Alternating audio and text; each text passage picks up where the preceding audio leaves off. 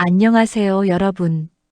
오늘도 참느라 고생 많으셨습니다. 혹시 참다 터져버린 마음 때문에 뒤돌아 자책하며 잠 못 이루고 계시지는 않으신가요? 우리는 평생을 참는 것이 미덕이라고 배우며 살아온 세대입니다. 하지만 나이가 들수록 깨닫게 되죠. 참는다고 해서 문제가 해결되지는 않는다는 것을요. 오히려 참으면 참을수록 내 안의 응어리는 커지고 상대와의 거리는 멀어지기만 합니다. 오늘 이야기를 시작하기 전에 여러분의 일상 속에서 이런 순간은 없었는지 궁금합니다. 명절에 온 자녀들이 내뱉은 무심한 한마디에 가슴이 철렁 내려앉았지만 분위기를 망칠까봐 억지 미소만 짓고 계셨나요? 수십 년을 함께 산 배우자가 여전히 내 마음을 몰라줄 때 말에 뭐해라며 입을 닫아버리지는 않으셨나요? 오랜 친구와의 모임에서 은근히 나를 무시하는 듯한 말투를 들었을 때 화를 내자니 속 좁아 보일까봐 그냥 허허 웃고 넘기셨습니까? 혹은 그렇게 쌓인 감정이 어느 날 사소한 일로 폭발해서 정작 하고 싶었던 말은 못하고 목소리가 높아져 후회하며 돌아오진 않으셨나요? 우리가 서운함을 느끼고 감정이 상하는 것은 지극히 자연스러운 일입니다. 60대라는 나이는 인생의 산전수전을 다 겪으며 나만의 주관이 뚜렷해지는 시기입니다. 그만큼 존중받고 싶은 욕구도 커지죠. 하지만 우리 세대는 내 감정을 어떻게 품위 있게 표현해야 하는지 배울 기회가 없었습니다. 그저 꾹 누르거나 아니면 상대의 가슴에 비수를 꽂는 공격적인 방식으로 표출하곤 했죠. 여기서 중요한 반전이 하나 있습니다.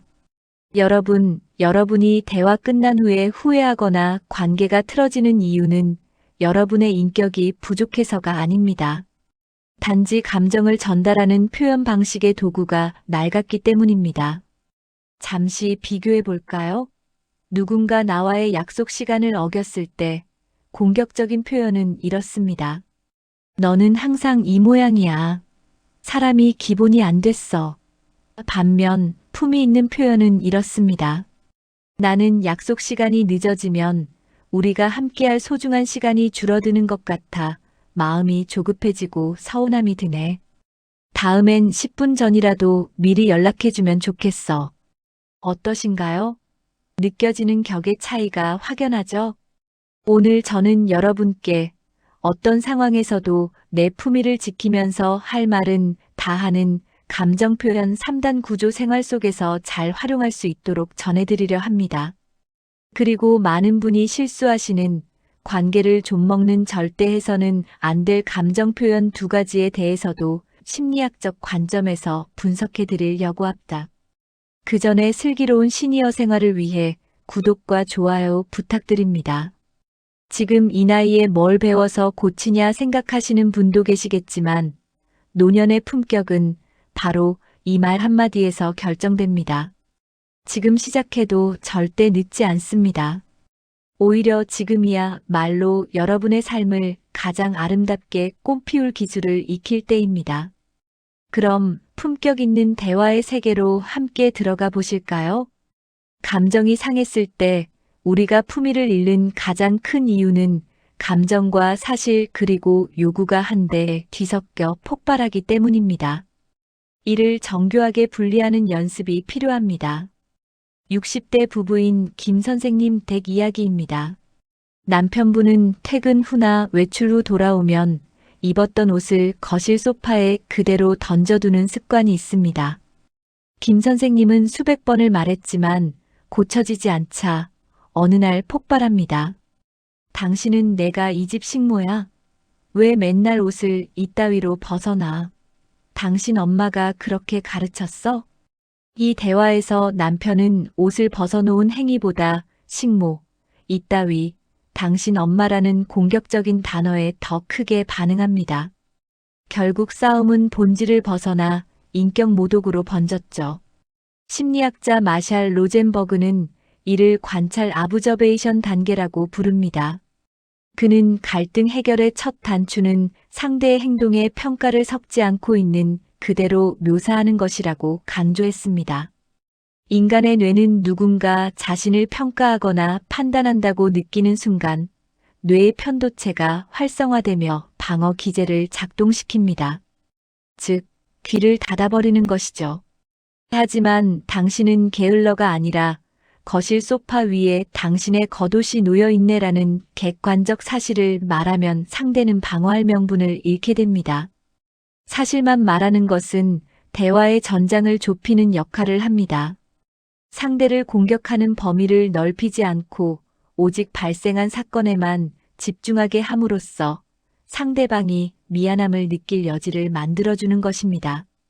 품위는 바로 이 냉철한 관찰에서 시작됩니다.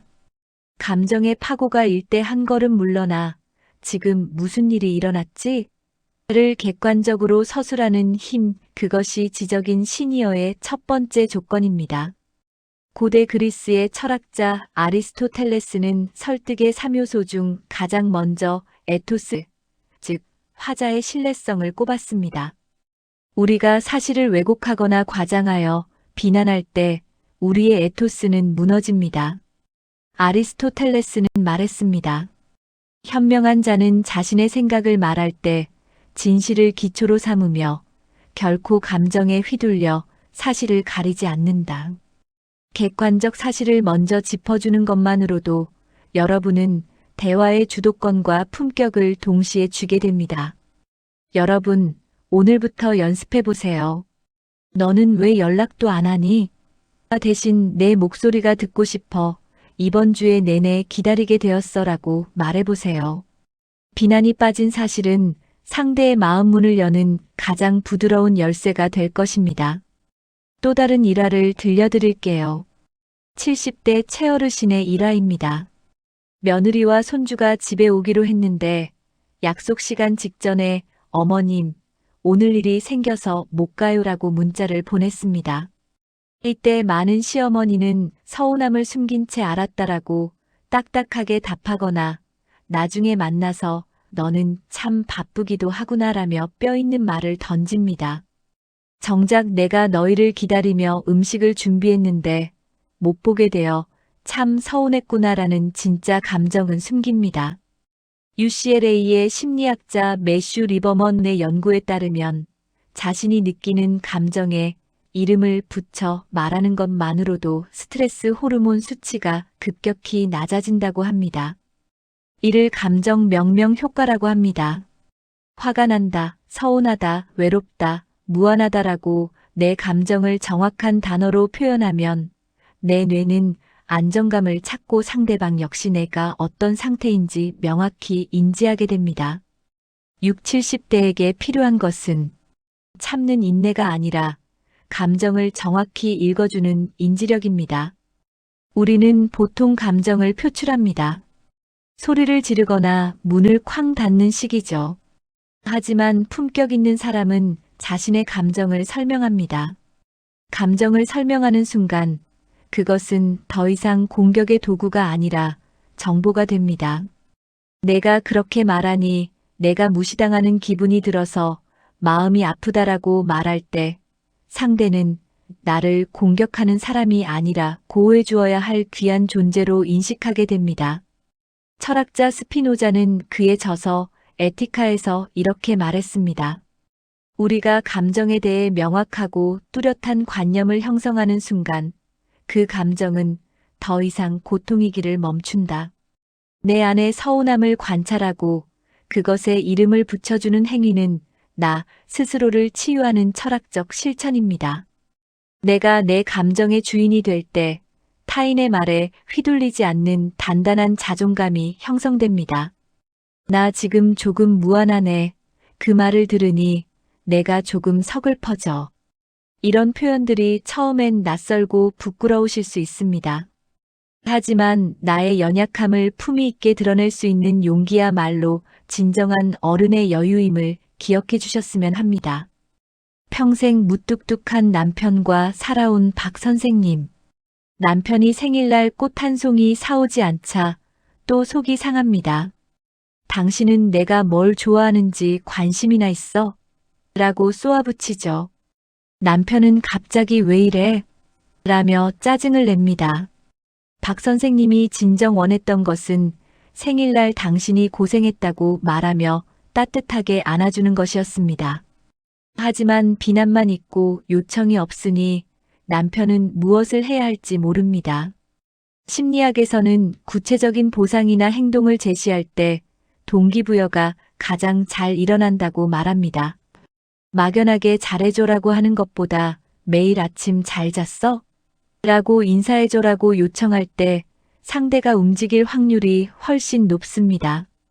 특히 남성들의 경우 나이가 들수록 상대의 의중을 파악하는 능력이 저하될 수 있는데 이때 명확한 가이드라인 요청을 주는 것은 관계의 윤활유 역할을 합니다. 요청은 비난의 반대말입니다. 비난은 과거에 머물러 상대를 주저앉히지만 요청은 미래를 향해 상대에게 길을 열어줍니다. 이렇게 하지 마가 아니라 이렇게 해주면 내가 참 행복할 것 같아라고 말하는 것이죠. 품위 있는 대화는 결론이 싸움이 아니라 해결로 향하게 만듭니다. 내가 원하는 것을 당당하고 정중하게 요구하는 것은 상대방에게 나를 대접하는 방법을 가르쳐주는 교육이기도 합니다. 칸트는 말했습니다. 사람을 수단이 아니라 목적으로 대하라. 상대를 내 화풀이의 수단으로 쓰지 않고 나와 함께 행복을 가꾸어갈 인격체로 대접한다면 우리는 정중하게 요청해야 합니다.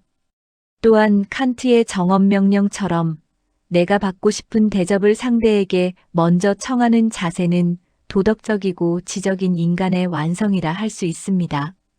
여러분, 요청하는 것은 구걸하는 것이 아닙니다. 오히려 상대방에게 나를 기쁘게 해줄 기회를 주는 자비로운 행위입니다. 구체적으로 정중하게 그리고 다정하게 여러분의 필요를 말씀하세요. 그것이 관계를 살리는 가장 강력한 주문입니다. 앞에서 이야기한 3단 구조가 관계를 짓는 벽돌이라면 지금 알려드릴 두 가지는 관계를 소리 없이 무너뜨리는 독소와 같습니다. 부부싸움 후 일주일 동안 한마디도 안 하는 집들이 있습니다. 밥상을 차려놓고도 밥 먹어 소리 대신 숟가락 놓는 소리만 크게 냅니다. 상대가 말을 걸어도 못 들은 척하죠. 본인은 싸우기 싫어서 참는 것이라고 말하지만 사실 이것은 상대에게 심리적 고문을 가하는 행위입니다. 60대 이후의 침묵은 깊은 고립감을 낳고 결국 한 지붕 아래 두 개의 섬처럼 살게 만듭니다. 퍼듀 대학교의 킵 윌리엄스 교수의 연구에 따르면 타인으로부터 무시당하거나 소외당할 때 인간의 뇌는 칼에 베이거나 뜨거운 것에 데었을 때 느끼는 물리적 통증과 똑같은 영역이 활성화된다고 합니다. 즉, 침묵으로 상대를 무시하는 것은 상대를 때리는 것과 같은 고통을 주는 것입니다. 이를 심리학에서는 수동적 공격성이라고 부르며 가장 비겁하고 파괴적인 소통 방식 중 하나로 꼽습니다. 침묵은 언뜻 보면 품이 있어 보일 수 있습니다. 하지만 그 속에는 내가 잘못을 빌 때까지 나는 너를 인간 취급하지 않겠다라는 오만한 권력 의지가 숨어 있습니다. 지적인 어른은 침묵 뒤에 숨지 않습니다. 정말 화가 나서 대화가 어렵다면 지금은 내 마음이 너무 격해서 말이 곱게 안 나갈 것 같아. 1시간만 혼자서 생각을 정리한 다음에 다시 이야기하자라고 자신의 상태를 알려야 합니다. 그것이 진정한 품격입니다. 철학자 쇼펜하우어는 고슴도치 딜레마를 말하며 인간관계의 적절한 거리를 강조했습니다. 하지만 그는 또한 말했습니다. 고독은 훌륭한 것이지만 고립은 영혼을 갉아먹는다.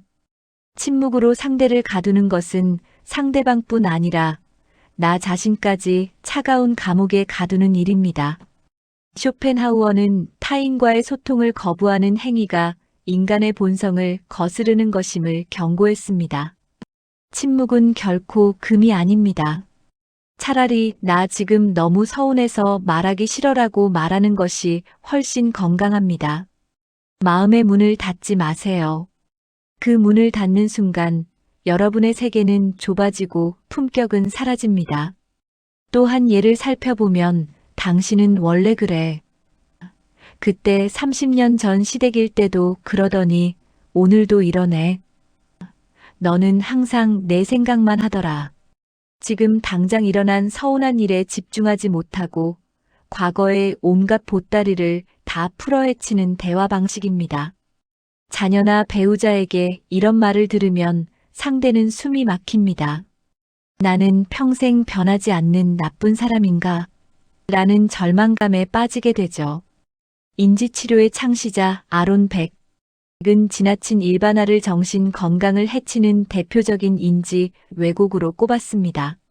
한두 번의 사건을 가지고 항상 절대라는 단어를 사용하는 것은 뇌가 게을러서 생기는 현상입니다. 복잡한 상황을 단순한 비난으로 치부해버리는 것이죠. 이런 단어를 자주 사용하면 뇌는 점점 부정적인 편향성에 갇히게 되고 주변 사람들은 당신과의 대화를 피하게 됩니다. 이런 상황에서 과거를 소환하는 이유는 현재의 갈등에서 이기기 위한 무기가 필요하기 때문입니다. 하지만 대화는 승패를 가리는 경기가 아닙니다. 과거의 상처를 끌어오는 순간 현재의 문제는 해결 불가능한 영역으로 넘어갑니다. 품이 있는 어른은 지금 여기에 집중합니다. 어제의 잘못은 어제 끝내고 오늘 발생한 일에 대해서만 정중하게 다루는 절제력이 필요합니다. 고대 그리스의 철학자 헤라클레이토스는 말했습니다. 우리는 같은 강물에 두 번 발을 담글 수 없다. 모든 것은 변합니다. 30년 전의 남편과 오늘의 남편은 다른 사람입니다. 과거의 기억으로 현재의 사람을 규정짓는 것은 변화의 가능성을 차단하는 독단입니다. 매 순간 상대를 새로운 존재로 대하려는 노력이 철학적 소통의 시작입니다. 항상이라는 말 대신 이번에라고 말해보세요. 원래 그런 사람이라는 낙인 대신 오늘 그 행동이라고 범위를 좁혀보세요. 단어 하나만 바꿔도 여러분의 말에는 무게와 신뢰가 실릴 것입니다. 오늘 우리는 감정이 상했을 때 나를 지키고 관계를 살리는 법에 대해 깊이 있게 나누어 보았습니다. 오늘 이야기한 내용을 다시 한번 정리해 드리겠습니다. 마음이 상했을 때는 3단 구조를 기억하세요. 1. 사실을 관찰하여 말하고 2. 내 감정에 이름을 붙여 설명하며 3. 내가 원하는 것을 구체적으로 요청하는 것입니다. 그리고 두 가지는 꼭 금지해 주세요. 상대에게 상처를 주는 침묵의 벌과 현재의 문제를 해결 불가능하게 만드는 과거 소환입니다. 여러분, 60대 이후의 인생에서 가장 큰 자산은 무엇일까요? 건강, 돈 다 중요합니다. 하지만 마지막까지 우리를 행복하게 하는 것은 결국 좋은 관계입니다. 그리고 그 관계를 결정짓는 것은 우리가 평소에 내뱉는 말의 품격입니다. 품격은 무조건 허허거리며 참는 것이 아닙니다. 내 마음이 아플 때 그것을 정중하고 세련되게 전달할 수 있는 능력이 진짜 품격입니다. 내가 이 나이에 어떻게 변해? 라고 생각하지 마세요. 낡은 습관을 버리고 새로운 대화의 도구를 잡는 순간 여러분의 주변에는 다시 사람들이 모여들고 여러분 자신도 스스로를 더 사랑하게 될 것입니다. 오늘 배운 3단 구조 중 딱 한 가지만이라도 오늘 저녁 가장 가까운 사람에게 실천해 보시는 건 어떨까요? 아까 당신이 설거지 안 하고 그냥 둔 걸 보니 사실 내가 좀 지치고 서운한 마음이 드네 감정. 다음엔 식사 후에 바로 물에라도 담가주면 내가 훨씬 수월할 것 같아 요청. 여러분의 용기 있는 한마디가 품격 있는 노년을 만듭니다. 긴 시간 슬기로운과 함께 해주셔서 감사합니다. 슬기로운은 여러분의 평안하고 우아한 삶을 언제나 응원합니다. 마지막으로 구독과 좋아요 눌러주시고 슬기로운의 새로운 이야기를 빠르게 받아보시길 바랍니다.